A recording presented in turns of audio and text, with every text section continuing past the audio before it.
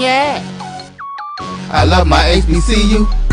And boy, I love it, love it. I love it, love it. I love my HBCU. And man, I hope my team they won one. Yeah. I hope my team they won one. Yeah. Man, I hope my team they won one. I hope my team they won one. Yeah.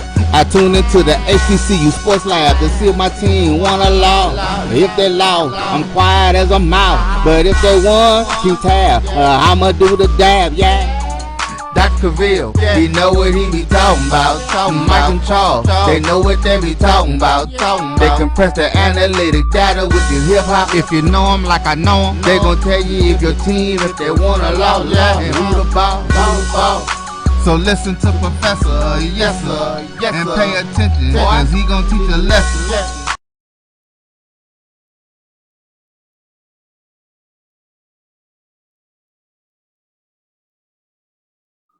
All right, now. Dr. Cavil's inside the HBCU Sports Lab with Mike Washington, Charles Bishop. Mike Washington's out on assignment. I'm on assignment as well, but I'm here in MEAC country, that's Norfolk, Virginia, for the 2022 MEAC Football Media Day. But I have with me, as always, Charles Bishop, star of the Cajun. Look at Charles looking all swell, man. I mean, I swear you have lost the weight, but I don't put that on you, but you're looking good, man.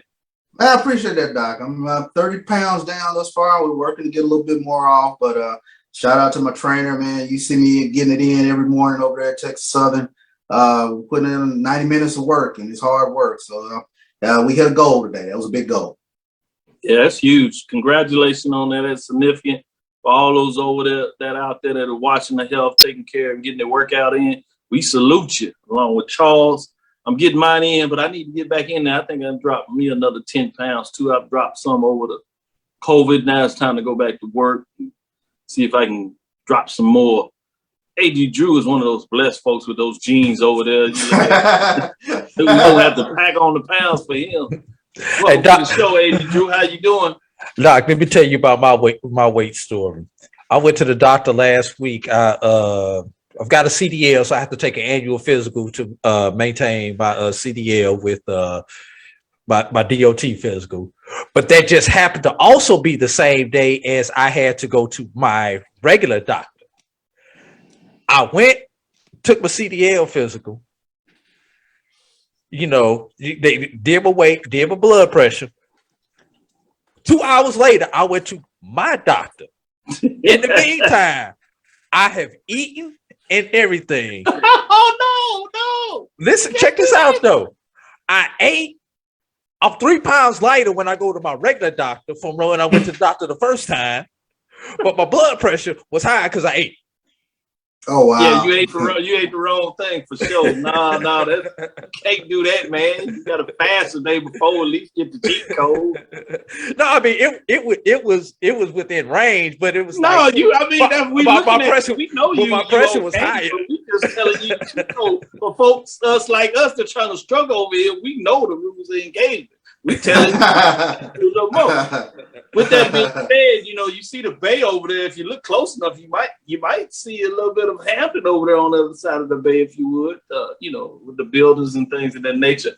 But in all seriousness, welcome to episode 283 of Inside the HBCU Sports Lab, and I should say 286 of Inside the HBCU Sports Lab radio show and podcast, the show that's covering the sports HBCU all things HBCU sports for institutions large and small.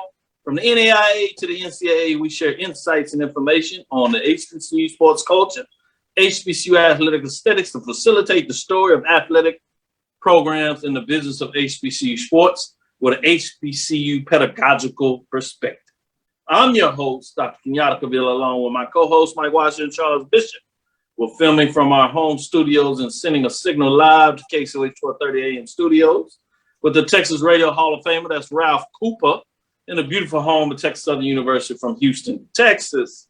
Obviously, I told you I'm not in the home studio. As you see in the back, we're giving you a little glimpse of the bay out there. Yes.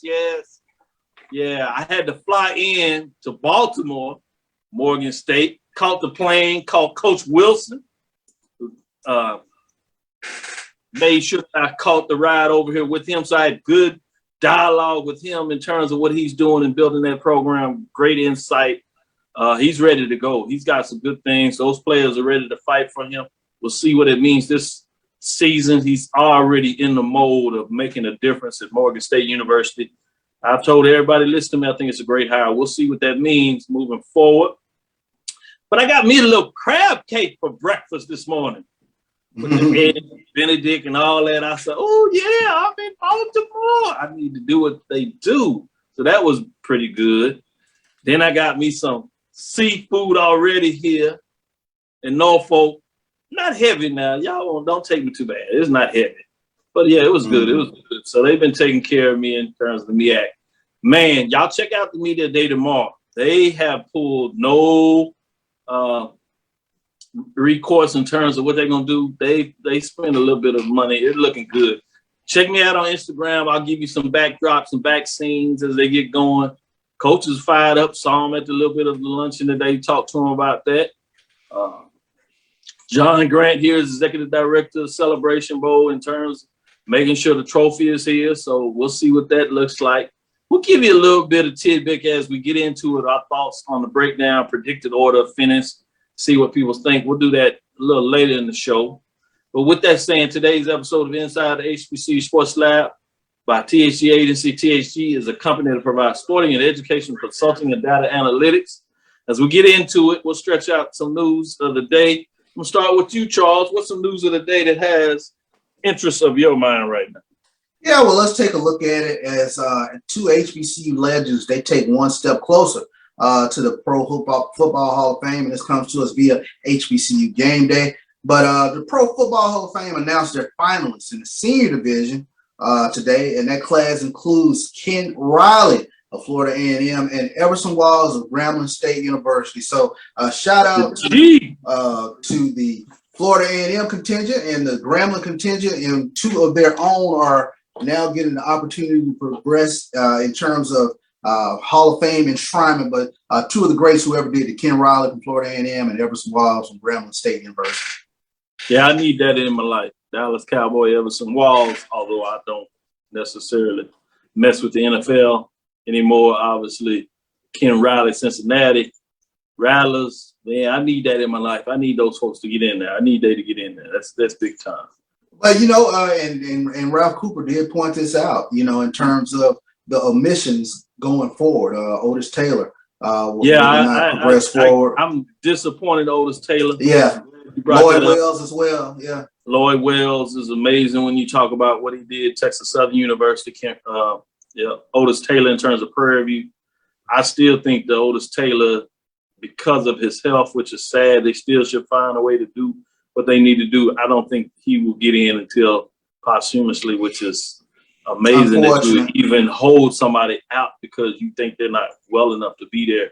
What's the difference? You're going to bring their family one way or the other. And there's no doubt by anybody that's connected to the NFL that he should be in there. People know that. So that's crazy. But, yeah, I'm glad that you did spotlight those admissions. Lloyd Wells, you're going to celebrate the Pittsburgh Steelers in terms of the connection, in terms of what that meant, in terms of the early days of those recruiters, specifically of changing the game, really, with HBCU fans. You got to understand Lloyd Wells and what he did, particularly with the AFL, which ultimately comes to AFC a lot of ways with Kansas State. Some of those stories there are stories of legends, which means amazing. You should be in the Hall of Fame. So that's another story for another day in terms of what that looks like. Let me go to Drew, get one of his stories out here before we get into our first break. Dr. Cavil, I got to go off script with my story. Got to get away from football for a hot minute.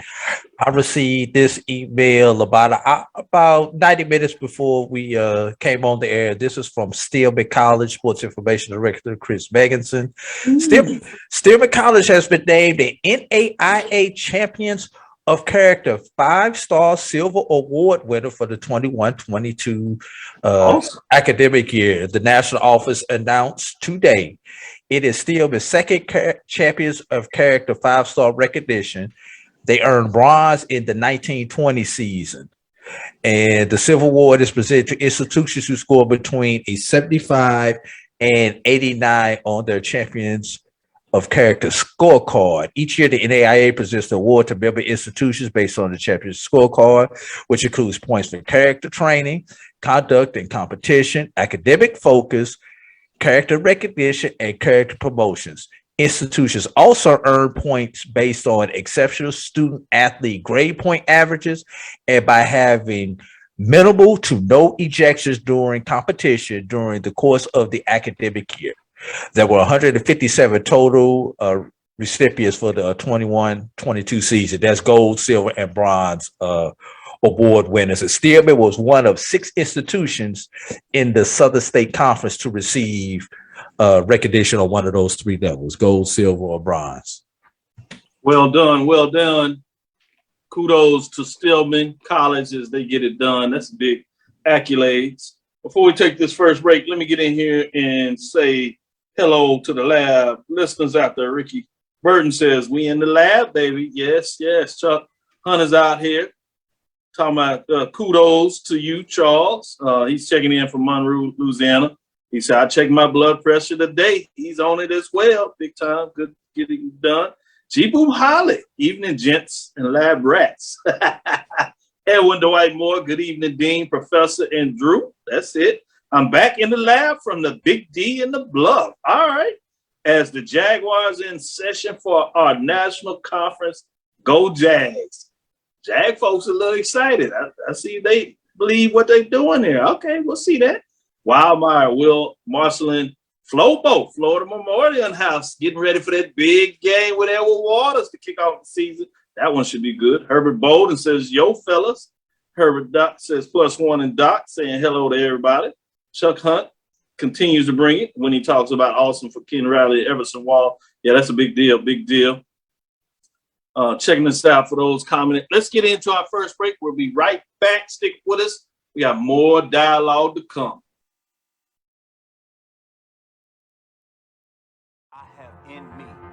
Support the Black College Sports Network so we can continue to provide you coverage.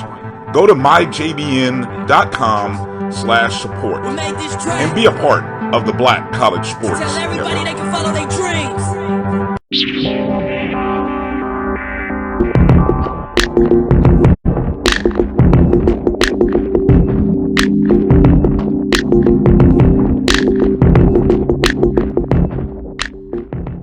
Are you ready?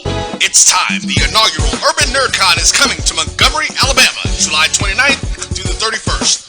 Blurs, nerds, and geeks from across the universe will converge on the capital city to see celebrity guests such as The Last Dragon, Tybok, Megan Tandy, and voice actor Dave Fennoy. Hey, how you doing? I'm voice actor Dave Fennoy with a shout out to all my geeks, freaks, and urban nerds. Just want to let you know I'm going to be there and I want to meet you at the Urban NerdCon Gaming and Cosplay event. It's happening July 29th through the 31st in Montgomery, Alabama. Hope you want to meet me as much as I want to meet you. So join us by visiting theurbannerdcon.net for ticket and vendor information. This will be the premier blurred event in the universe. Theurbannerdcon.net. Our heroes, our villains, our stories, everyone's con. See you there. Supermarket sushi, really? No. Wait, Troy, you work here? I'm never not working. Like Head & Shoulders Scalp Shield technology, up to 100% dandruff protection, even between washes. Never not working, huh? Oh, Troy, you're such a good teacher. Yeah, I know. Never not working. Never not working. Never ever not working. Are you serious? Never not working. Dandruff protection that's never not working. Head & Shoulders Scalp Shield technology. Press the analytic data with your hip hop. If you know them like I know them, they gon' tell you if your team, if they wanna loud, and who the ball. So listen to Professor, yes sir, and pay attention, cause he gon' teach a lesson. This is Dr. Cavil inside the HBCU Sports Lab with Charles Bishop and AD Drew. The professors are in the building. Yeah, fellas, I'm here in Norfolk, man. As you see, we got the bay behind me, man. Went up there on the rooftop, chilled out for a minute. It's nice. It's nice. I'm just letting y'all know it's nice over here, Charles. Oh, no doubt, no doubt. That's pretty area up there. Golf up there all the time. I love it. You love it, Drew? It's nice around these parts. Yeah, I'm just saying it's nice. It's nice till it snow. Right. Everybody knows think about the Cavil. I want no parts of that. So I got you. Let me go back to you, Charles. Let's get some more of this news out here. I'll talk a little bit more of what's going on before we get into this breakdown of this MEAC. Everybody wants to know your predicted order of finish, but we're going to tease it out a little bit. Sure thing. Let's take a look at what was in the news. NIL, name, image, and likeness. So a couple of HBCU athletes are high on the list of NIL endorsements. The highest ranking HBCU athlete on this list is Texas Southern swingman Shaquille O'Neal, who is the son, of course, of Hall of Famer Shaquille O'Neal. But according to the website On3NIL, Shakir is worth, according to this, his value is about $1.4 million. Also on this list is Shedeur Sanders, who is ranked 18th overall on the NIL list and 11th amongst college football players. And of course, this counts come to us from HBCU Game Day. Stephen gave a tremendous write-up on the NIL. And then also on the list, of course, is Travis Hunter, top prospect in 2022 recruiting class, who also has a combined 1 million followers. He just landed a deal with Greenwood, which is an online banking platform that focuses on Black and brown individuals and businesses. And not to be left out is also on the list is Shiloh Sanders, Shadeur's brother. So some HBCU representation on this top college athletes with regards to NIL business. Let me ask you this while I got you. That's interesting to me. Did that surprise you any level with O'Neal, in terms of his son being at the top of the list, Charles? Not at all. When you take a look at what they mean as far as a social media platform as well, all of these athletes have a tremendous number of followers. So their brand value is way up there right now, which of course is driving the NIL market. So, companies and the individuals, they see this. So these are great individuals with regards to brand endorsement. So you can see why they're high on the list. I like the fact that you brought in understanding of social media platforms so people understand what that does to your brand value and how they work with NIL.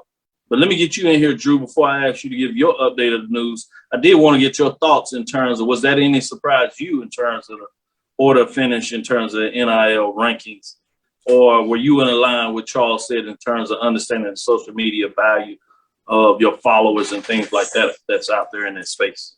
No, I think that's right on time. What I found interesting is that some of these top getters are sons of former athletes. Deion Sanders, Shaquille O'Neal, etc. And obviously their last name plays a role in their name, image, and likeness value, in addition to the talent that they inherited from their dad. So I just found that was interesting. I like that because that legacy does create that brand, and we always talk about the value of your name, or at least I tell that to my students. The understanding is they build their brand even in their marketplace in terms of students. So great point, understanding family legacy, brand names, and how that can provide you value, and how do you make sure that you utilize a value that comes to you. With that, let me stick with you, AD Drew. Go ahead and share additional news that you wanted to put out there. Bethune-Cookman Athletic Director Reggie Theus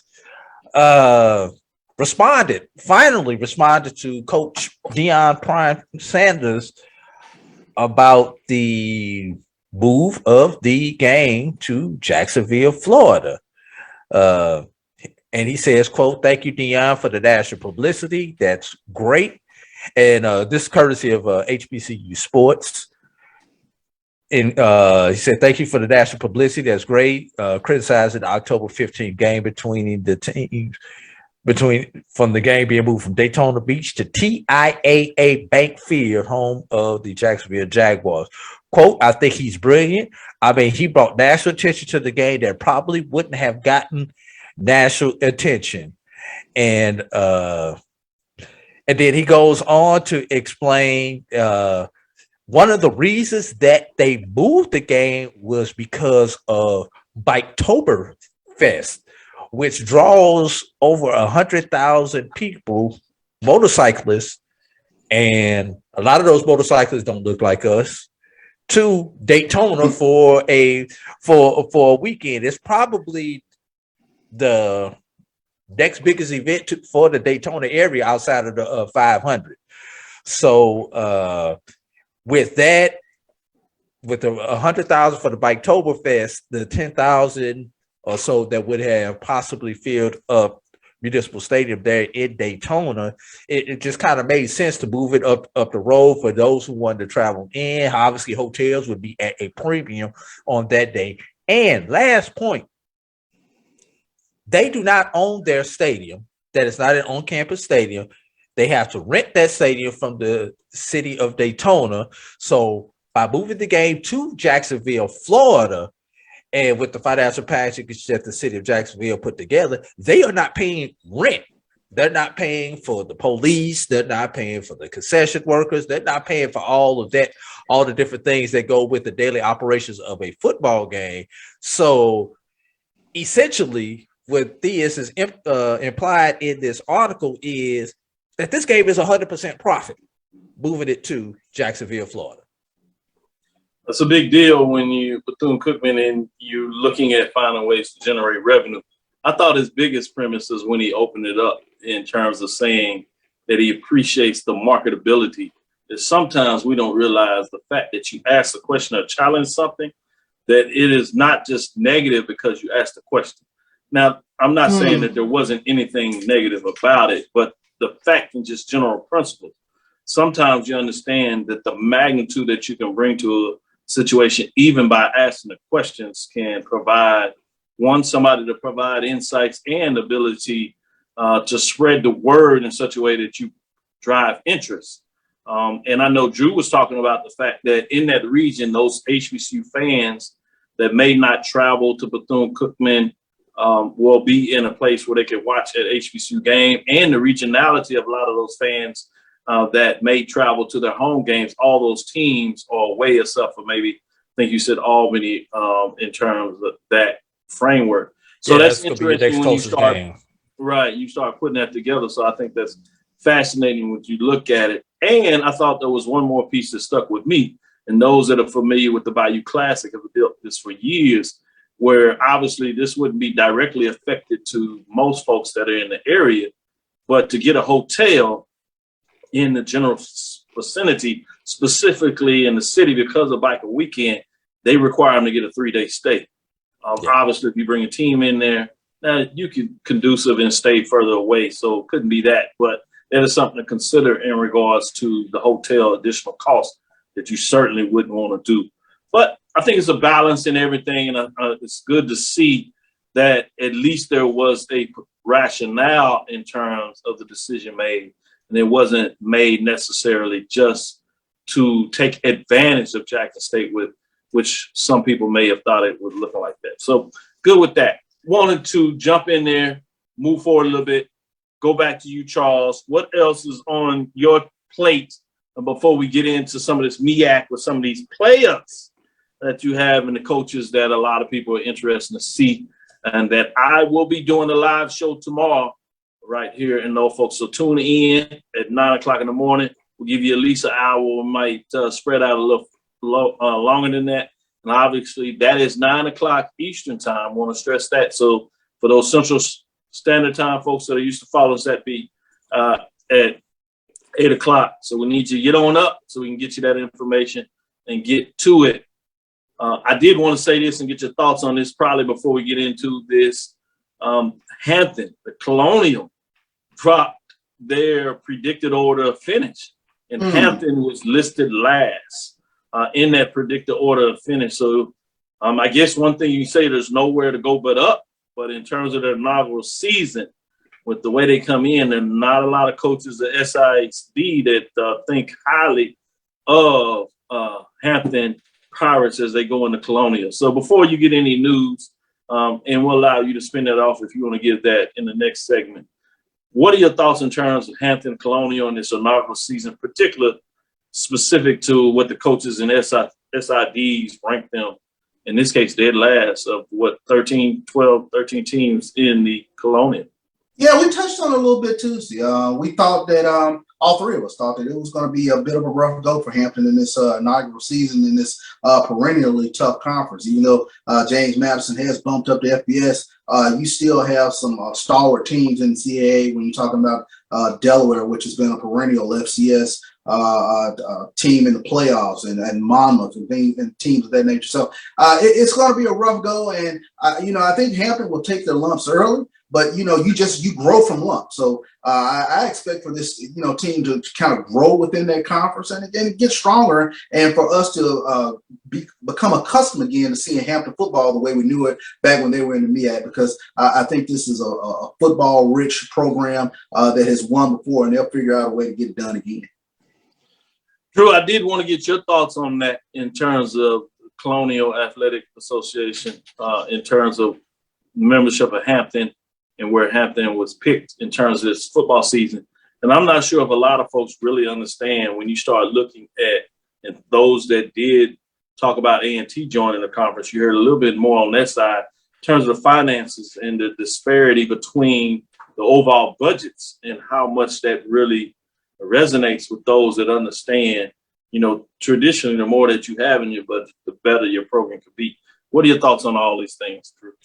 Well, first of all, as a Tuskegee grad, the only thing I'm focused on Hampton is them losing week 2 to my Tuskegee Golden Tigers. That's the only thing. That's the only thing I really care about. Don't take that from them. Don't do that to them yet, Drew. You already got to go win the game in the CAA. I need to go ahead and make sure y'all don't win any non-conference game. I gave them a shot at one. I said they might get one. You gave them Tuskegee, didn't you? No, I'm talking about one in the Colonial. Okay, because we all know everybody's giving them the Tuskegee game, so I'm hoping Reggie has got the Golden Tiger ship back on track, and we got our teeth sharpened and we sink that pirate ship up there across the bay from where you are right now, Dr. Cavil. That y'all's hard that weekend. That's not the one. Thank you, Hampton. Thank y'all for sending us Booker T. That's all I got to say good about that. But seriously though, it is a struggle. If we are going to rub elbows with the Joneses and play with the Joneses, we have got to make sure that we are able to compete with the Joneses financially. And honestly, because we are HBCUs and we are coming in at a perceived deficit, it does us no good just to get to whoever. I don't even know who's the least funded team in the CAA. You may have that information readily available, but if we can't get our money to where we're at the middle of the pack or higher, we're gonna have a tough time in the CAA. Same thing when A&T comes over there next year. If they don't have that funding where they're going to be at least middle or upper portion of that within 3 to 5 years, it's going to be tough for A&T. One thing, since I did bring up A&T, and I know we got to get to break, but I noticed A&T was picked first in the Big South. Was that by attrition because all the top teams have left the Big South, or did they really? But did they really earn that number one ranking? I'll leave it right there. We're going to go on break on that one. You can set the internet afire. This is Dr. Cavil inside the HBCU Sports Lab with Charles Bishop and A.D. Drew. Send the messages to A.D. Drew. To A.D. Drew. Send it to A.D. Drew. That was him. Yeah.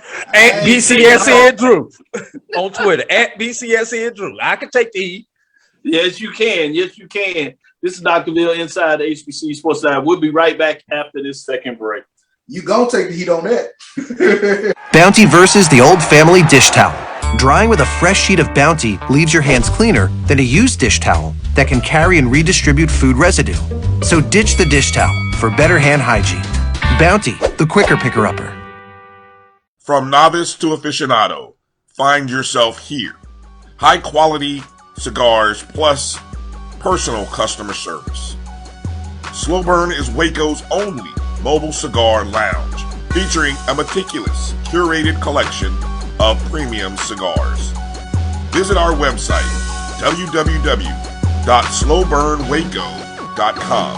That's www.slowburnwaco.com. Are you ready? It's time. The inaugural Urban NerdCon is coming to Montgomery, Alabama, July 29th through the 31st. Blurs, nerds, and geeks from across the universe will converge on the capital city to see celebrity guests such as The Last Dragon, Tybach, Megan Tandy, and voice actor Dave Fennoy. Hey, how you doing? I'm voice actor Dave Fennoy with a shout out to all my geeks, freaks, and urban nerds. Just want to let you know I'm going to be there and I want to meet you at the Urban NerdCon Gaming and Cosplay event. It's happening July 29th through the 31st in Montgomery, Alabama. Hope you want to meet me as much as I want to meet you. So join us by visiting theurbannerdcon.net for ticket and vendor information. This will be the premier blurred event in the universe. Theurbannerdcon.net. Our heroes, our villains, our stories, everyone's con. See you there.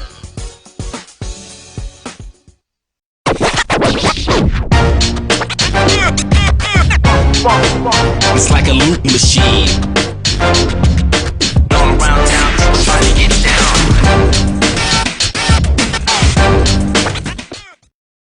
Compress the analytic data with your hip hop. If you know them like I know them, they gon' tell you if your team, if they wanna lose, and who the ball.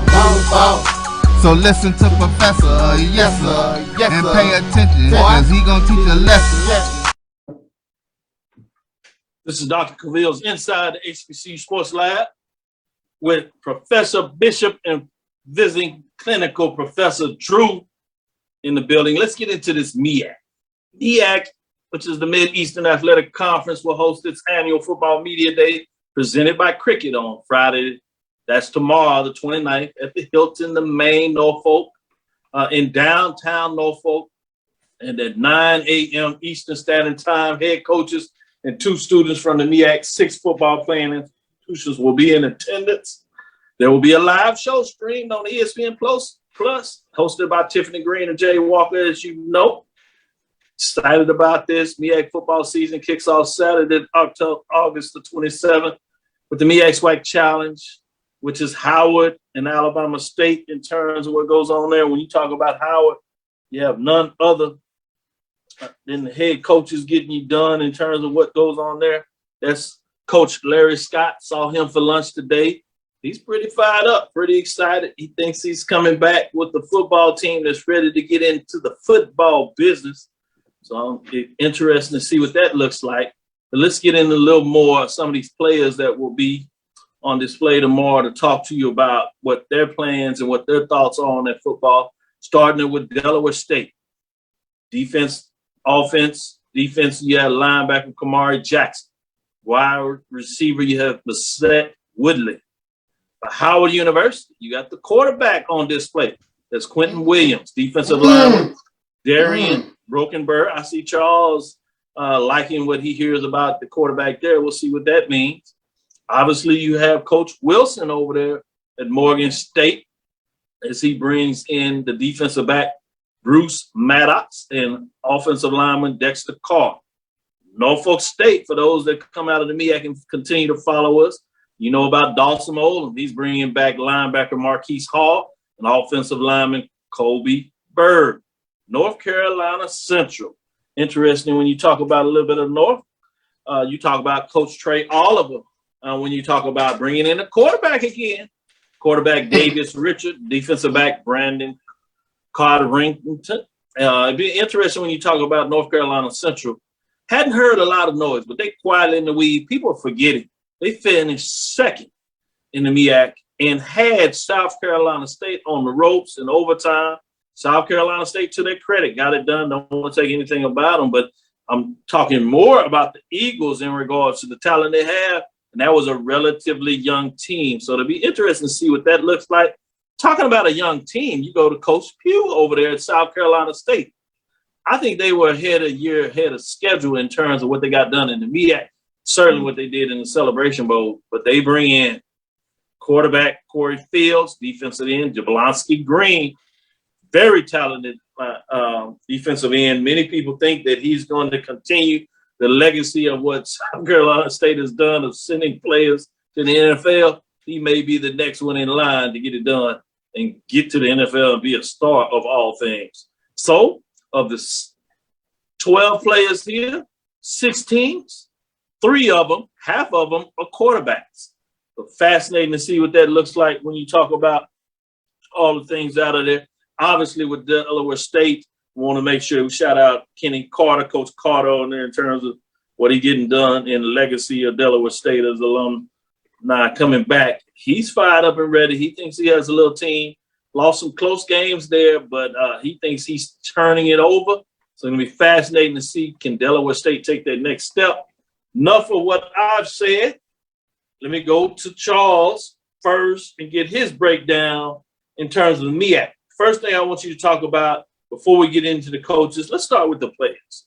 Who are you looking to hear from and why in terms of the players that are on display today? Let me know your thoughts. When I kind of took a look at some of, I think, the games that are really standing out for me, that SWAC MEAC game to start things out with Howard and Alabama State is going to be really interesting. Alabama State brings in a quarterback from Auburn, Demetrius Davis. We all know about him here in Houston, but Howard with Quentin Williams. And they have a running back who's sneaky great in terms of Jared Hunter. I believe he was second team all MEAC. So this is an interesting matchup to me because it kind of, I'm very curious about Howard kind of, sneaking their way into the MEAC in terms of being a team to kind of watch out for. So did he say? Yeah. They're intriguing to me. I'll put it that way. But I'm really looking forward to because the MEAC to me is you talk about parity, you talk about 6 teams. It's hard to predict who's who and what's what. When we get to those predictions, I really had a real difficult time seeding those teams, 1 through 6, because I think, there are some teams that can really upset the apple cart. I got to looking at what was on Delaware State's roster. Offensively, not much, but God, they got so many guys on the first and second team defense. I looked the whole linebacking core, second team MEAC, a preseason all MEAC. So it's intriguing when you kind of look at this conference from top to bottom. And they like to run to the ball. Drew, let me let you jump in here. Again, your thoughts on the players, then we'll come back and rewind and ask some questions about some coaches, see what perspective you go there. But who, in terms of these players, have you excited in terms of what you want to hear what they have to say? Davius Richard, North Carolina Central.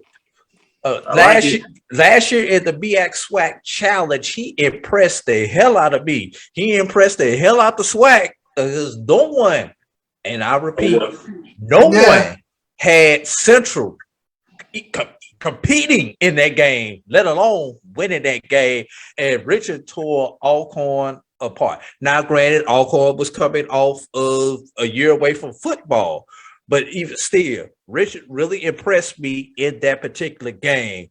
So I'm really interested to see what Central has to offer. And they, right away, the first 2 weeks, they could win the state of North Carolina. They've got A&T out the gate, followed by Winston-Salem. Good call. They can go and set their place in the state of North Carolina and say, hey, y'all need to watch us. So I'm really interested to see what Central does, and I'm really going to be keeping a side eye on their Aggie Eagle Classic. You just really upsetting all these Aggie fans today, aren't you? It's Jamie Walker is not intentional. But I'm just calling what I'm seeing, what I'm feeling right here over the sea in this meeting. Man, you better put on your protective helmet, Drew. Jamie, as he will be doing the show with me tomorrow. He's scheduled to come in the morning.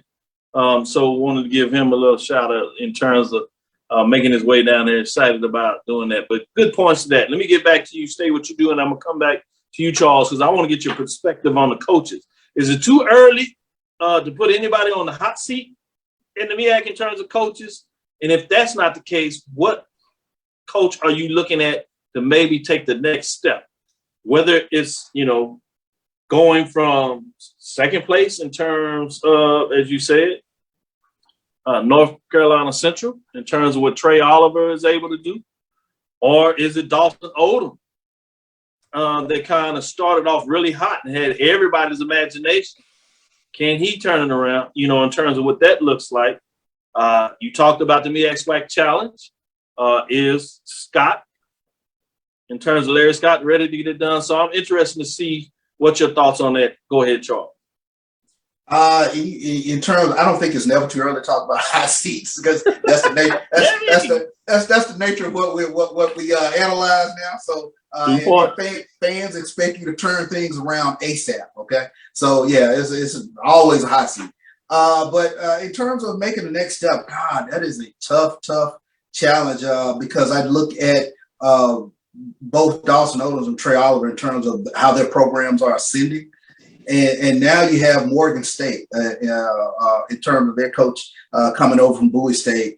If he can turn things around, and we've seen the instant turnaround. So, it's not beyond the realm of possibility. But for me, I think it comes down to can Dawson Odom get over the hump in terms of getting over what I think is a clear favorite is South Carolina State. Like you mentioned, they were a year ahead of schedule. Those were babies last year, and they can call themselves Black College National Champions. But you talk about the triplets that they have, and Corey Fields, a specimen, and Shaq Davis, and then also Kendra Flowers at running back.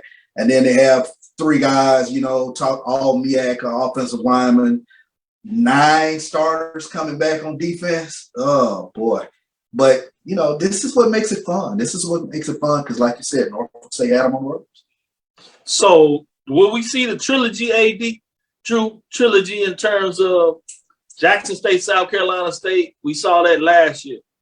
Do they do it again to close out this season and then kick things off the following year in the MEAC SWAC Challenge? Will we see this trilogy in terms of what that looks like? Or will somebody upset the apple cart? And in this case, I know it's not fair to you because I know what you're looking at in terms of that Labor Day weekend. Stand it aside because we're not talking about the SWAC. FAMU has moved over. They're not in the MEAC. We're focused on the MEAC. So is there anybody in the MEAC that can knock South Carolina State off the pedestal in terms of the coaches? Honestly, probably not. The one team, like I said, that I think may be able to upset the apple cart, which would be Central. South Carolina State has them at home. You give that game to Central at home. That may be something that that you could possibly consider. But let's think about it. They've got Central at home. They got Delaware State at home. They've got Norfolk at home. So their hardest games are at home in Orangeburg this year. Advantage South Carolina State. Coach on the hot seat. You asked about coach on the hot seat. I would have to say Rob Milstead would be the one that I would put on the hot seat in the MEAC. Fifth year, has not had a winning record. Matter of fact, last time Delaware State had a winning record was in 2012. So, the cycle of a coach, normally you give them a full recruiting class. The full recruiting class this 5th year is this year. So if I have to put somebody on the hot seat, I would have to say Rod Milstead could potentially be on the hot seat. He's been close to 500. Had a couple of 5 and 6 seasons, but I take it back. He's only had 1 5 and 6 season. Everything else has been twice as many losses as wins.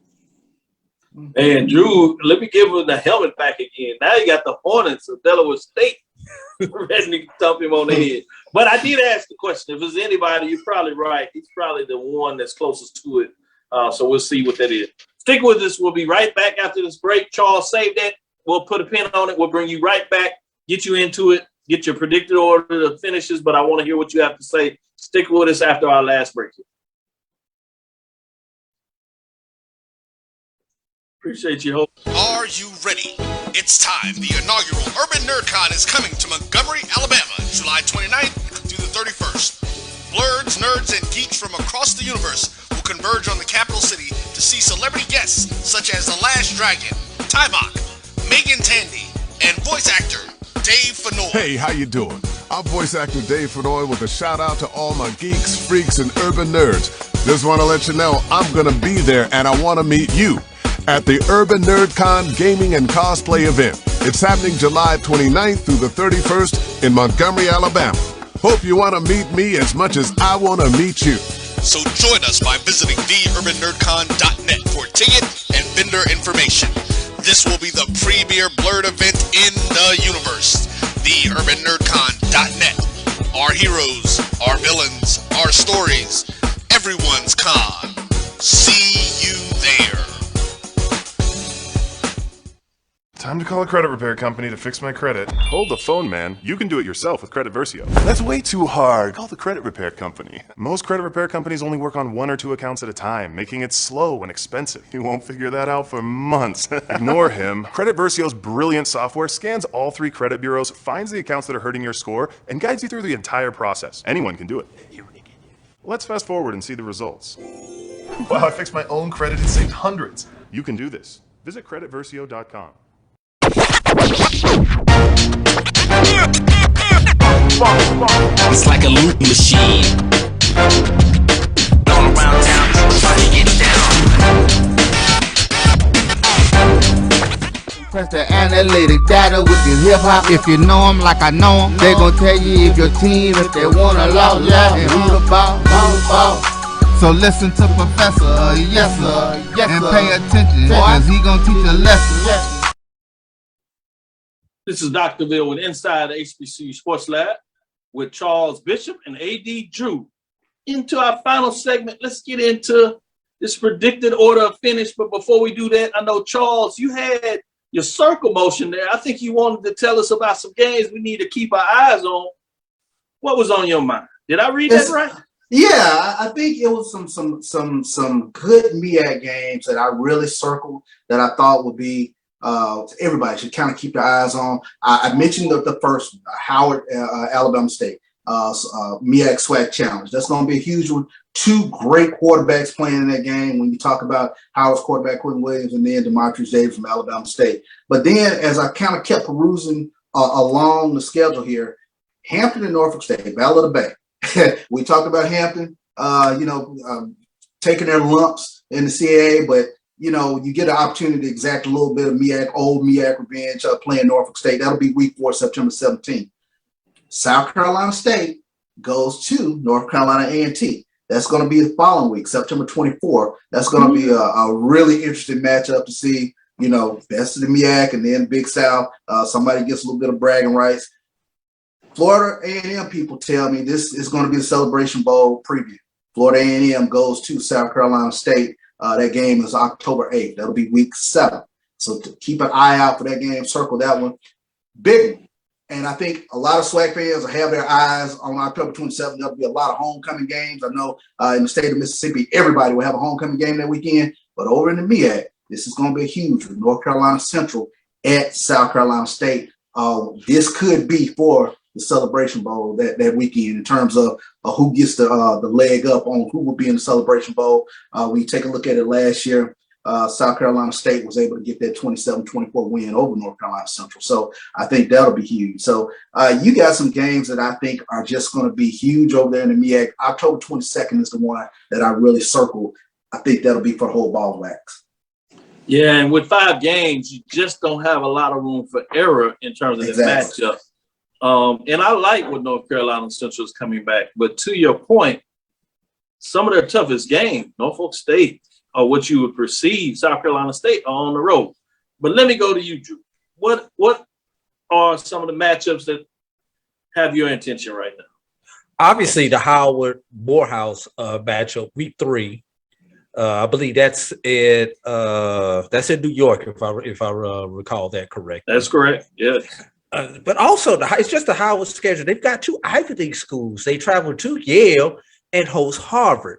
So, the Howard schedule, non-conference schedule is intriguing to me. Also of note, Virginia Lynchburg plays 4 of the 6 schools in the MEAC this year. So, artificial records, you just got to put it out there. Virginia Lynchburg is everybody's date for prom. So it's going to be interesting because everybody talks about the Howard and Hampton, the Battle of the Real HU.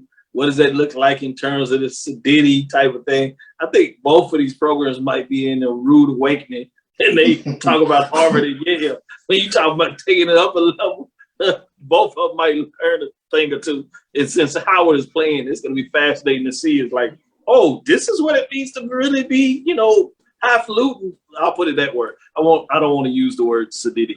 But with that being said, let me get to the big piece of the puzzle what everybody's looking for.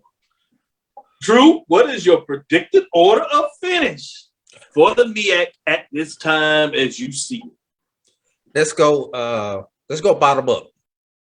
Yes. Number 6. Number 6, I've got Delaware State coming in at number 6. Ooh-wee. No wonder you got him on the hot seat. Coming in at number 5. And this one is tough for me to put them down here at number 5. But I've got Morgan coming in at number 5.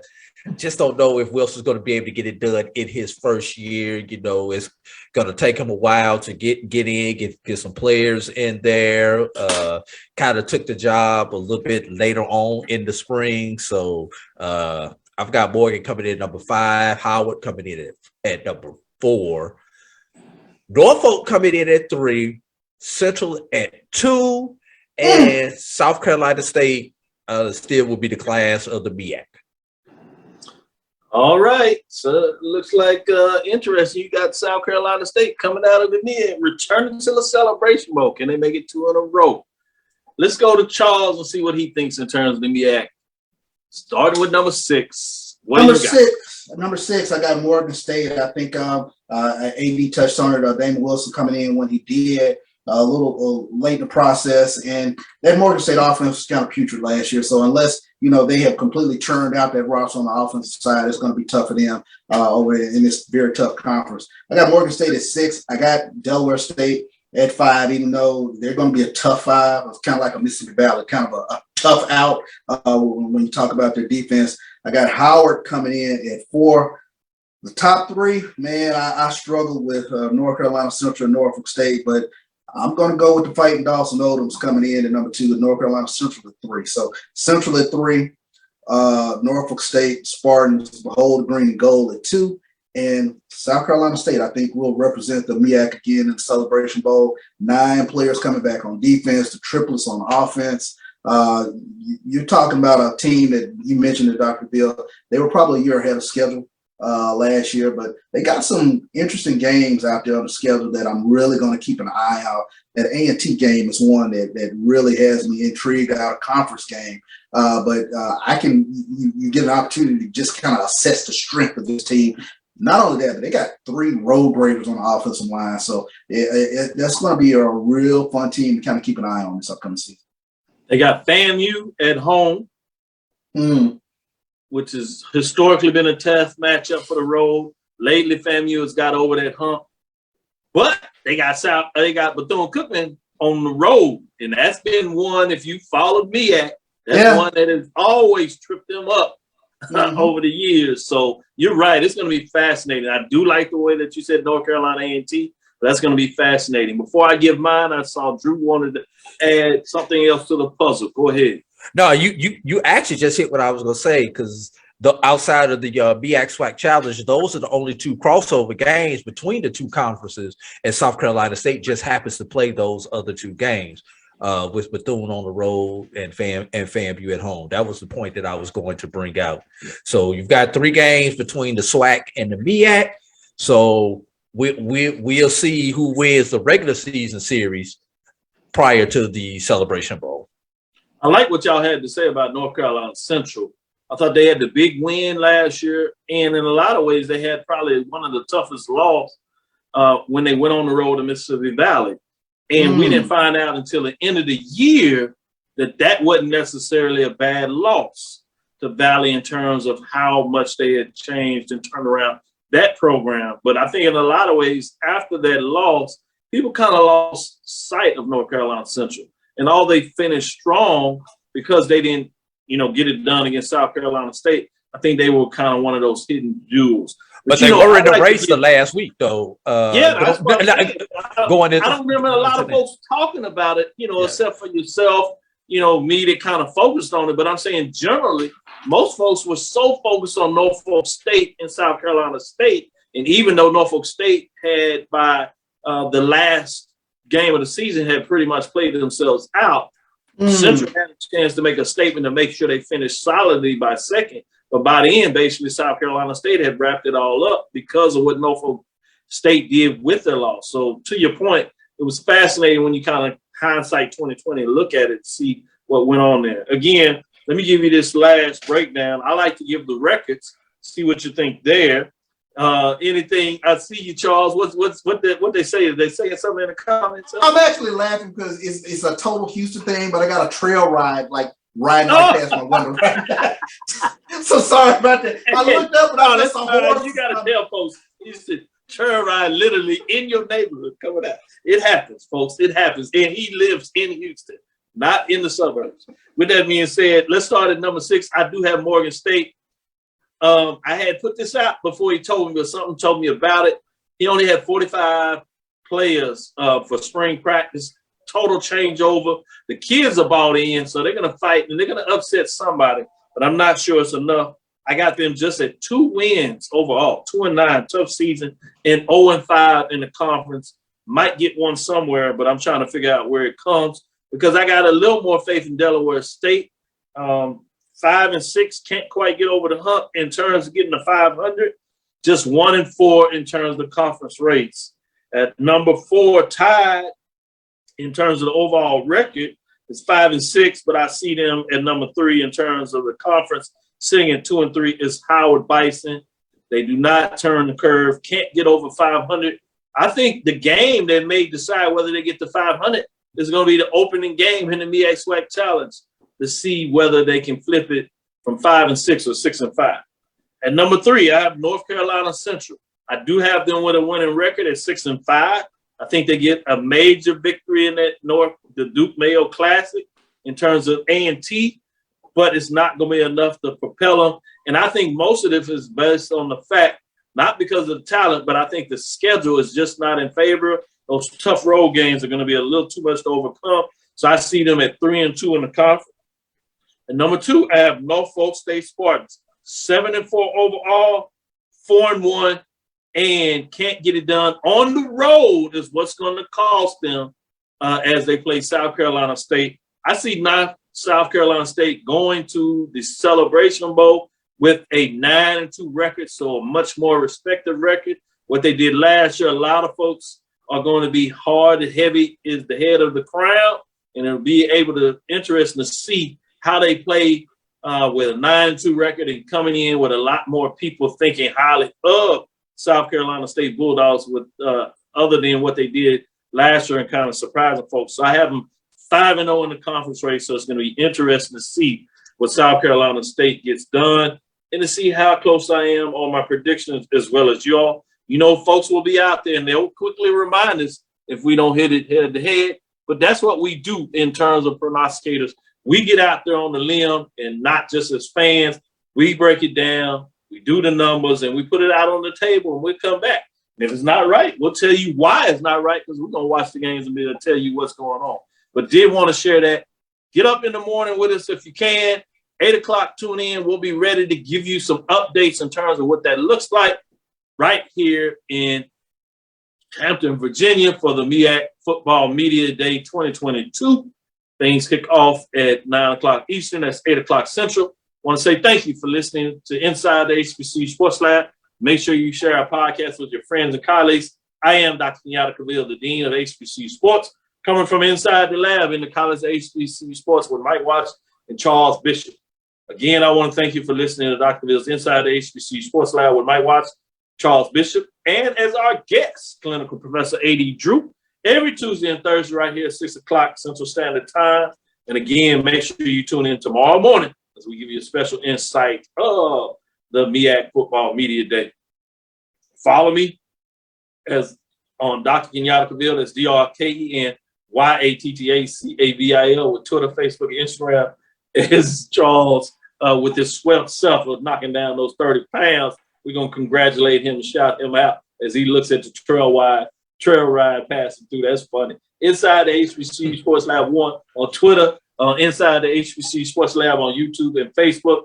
Follow me, Twitter, Facebook, and Instagram. As we said, look forward to next week as we discuss the latest in the news. But make sure you tune in tomorrow morning. Dream big, continue to move forward. We will talk with you soon. Charles. Of course. A.D. Drew. Lecture. Dismiss. We'll holler.